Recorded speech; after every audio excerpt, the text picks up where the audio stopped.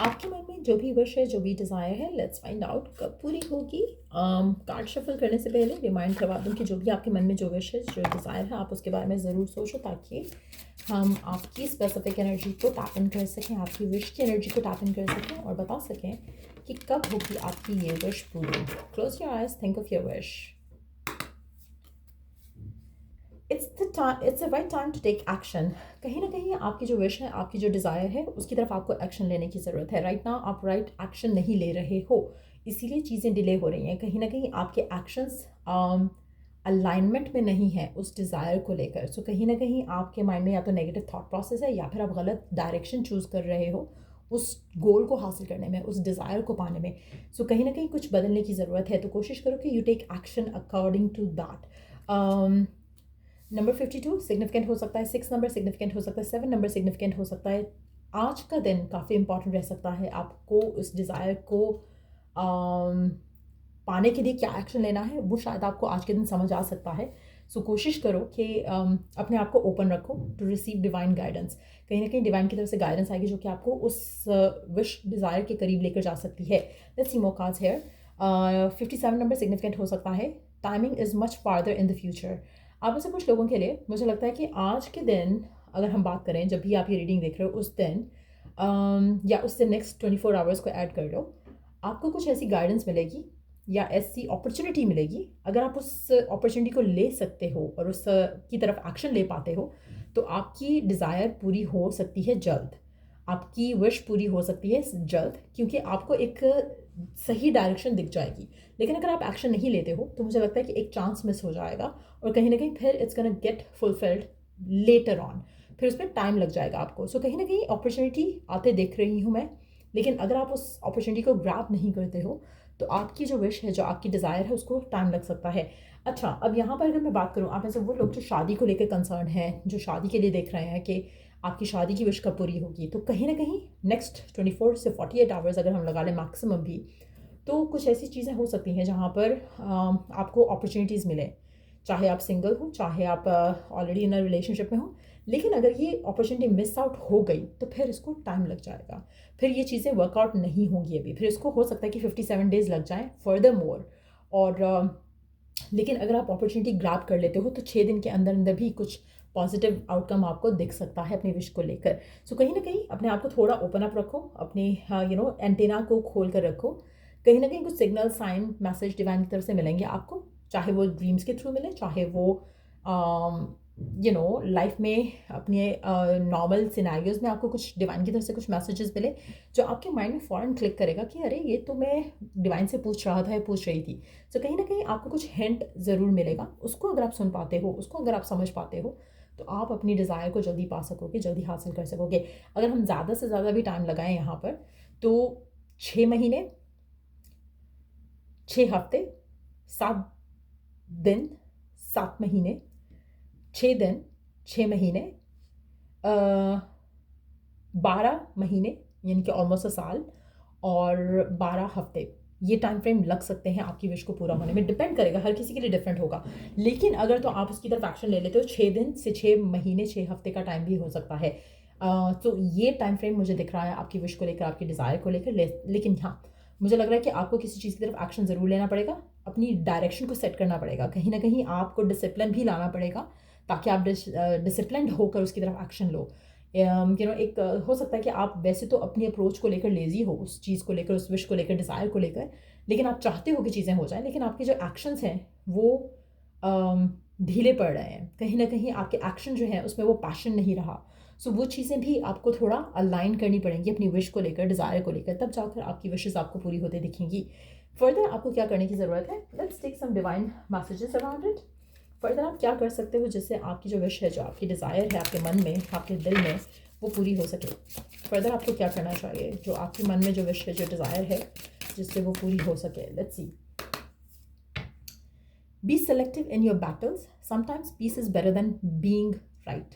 आप ऐसे कुछ लोग, मुझे लगता है कि बिला वजह की उलझ रहे हो अपने आप से, खुद से, लोगों से, आसपास से, सिचुएशन से। कभी कभी चूज़ किया करो अपनी बैटल्स।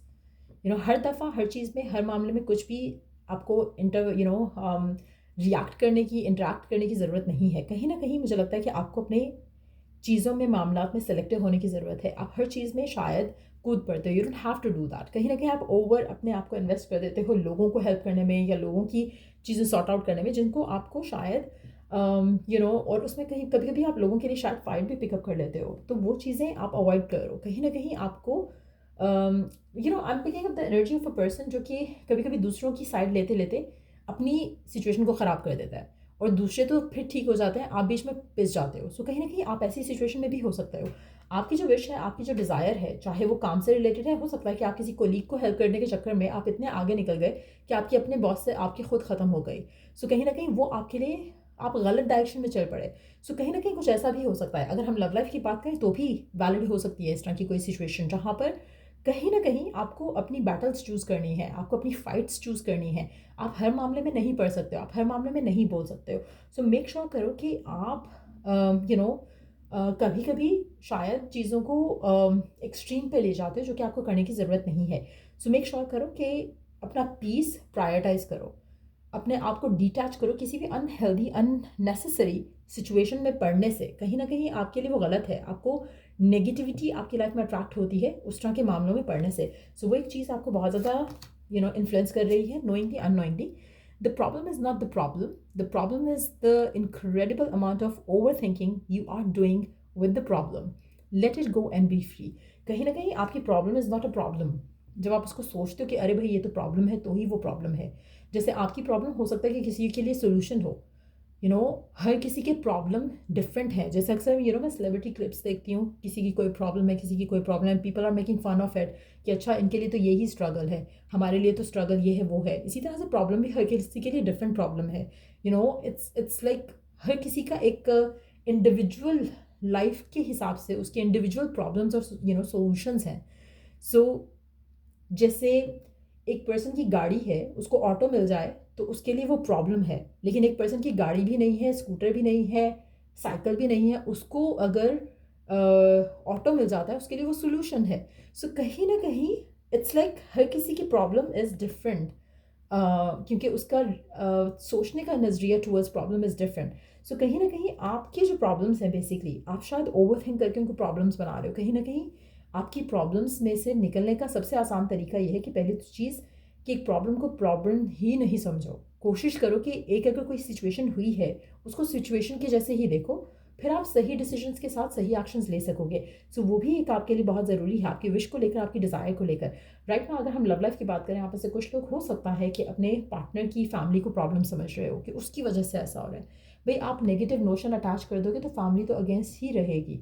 उसकी बजाय आपको सोल्यूशन की तरफ आना है। आप एफर्मेशंस यूज़ करना शुरू करो and see the magic happen. So कहीं ना कहीं आपको अपने आप को फ्री करना है अपने थॉट प्रोसेस से, जो कि करंटली शायद नेगेटिव हो रहा है। अगर आप ये रीडिंग देख लेते हो, I can bet on it कि अगर आप ये सही कर लो ना, सारी चीज़ें, आपकी जो विश है, आपकी जो डिज़ायर है, क्विकली मैनिफेस्ट हो जाएगी। अगर आप अपनी अलाइनमेंट कर लो चीज़ों को लेकर अपनी डिज़ायर के साथ, तो आपका जो सोल्यूशन है, जो आप सीख कर रहे हो, वो आपको मिल सकेगा। लास्ट कार्ड देख लेते हैं इस रीडिंग के हवाले से। One day you will look back and realize that you worried too much about things that don't really matter. और ये काफ़ी सारे लोगों के साथ होता है। जब when you look back at things and situations, तो आपको लगता है कि यार शिट, लाइक अब मैं तो बिला वजह परेशान था या परेशान थी। तो कहीं ना कहीं चीज़ें इतनी बड़ी नहीं है जिनको आप बना लेते हो अपने माइंड में ओवर थिंक करके, ओवर एनालाइज करके। तो कहीं ना कहीं डिवाइन चाहता है कि आप रिलैक्स होकर चीज़ों को सॉर्ट आउट करने की कोशिश करो। Everything can be sorted out. आपकी जो विश है वो पूरी हो सकती है। कहीं पे भी ये मैसेज नहीं आया कि no it's not gonna manifest, it's not gonna happen. Yes, time frame जो है कि कब तक हो सकेगी वो हर किसी के लिए डिफ़र करेगा, क्योंकि आपका एक्शन, आपका बिहेवियर, आपका ग्रैब करना अपॉर्चुनिटी को वो डिफरेंट वे में होगा हर किसी के लिए। लेकिन पॉसिबिलिटी कि आपकी विश पूरी होगी बहुत स्ट्रांग है। कुछ के लिए डिले के साथ, कुछ लोगों के लिए आसानी रहेगी सिचुएशन के लिए, अगर आप एक्शन सही टाइम पे ले लेते हो तो। सो या ये थी रीडिंग आप लोगों की। अगर आपको इस रीडिंग से हेल्प मिला है, गाइडेंस मिला है, तो लाइक शेयर सब्सक्राइब जरूर किया करो। Till I do the next reading आप लोगों के लिए, टेक केयर एंड बाय।